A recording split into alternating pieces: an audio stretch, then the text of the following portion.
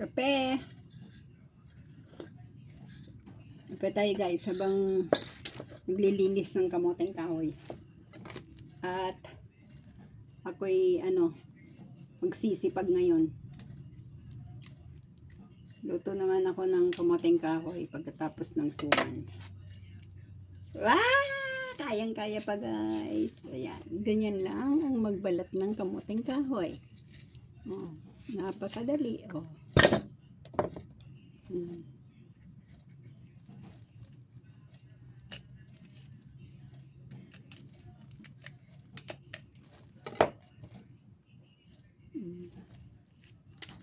Kailangan paandarin natin ang ating mga utak. Ba't ba ngayon ko lang ito naisip? Tagal-tagal ko ng tao sa mundo. Ngayon ko lang ito naisip. Oh. Balis pala. Suman naman guys. Walang kapaguran ang ating yung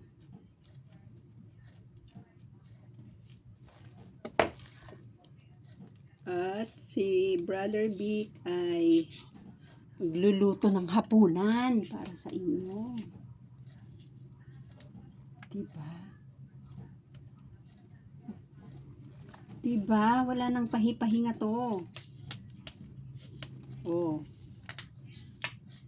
Dahil best seller yung ulam kaninang tanghali na pork steak. So, naisip namin magluto ng hapunan. Kaya lang hindi ko na po ipopost kasi over na naman yung order ko. Hindi lang ang puhunan.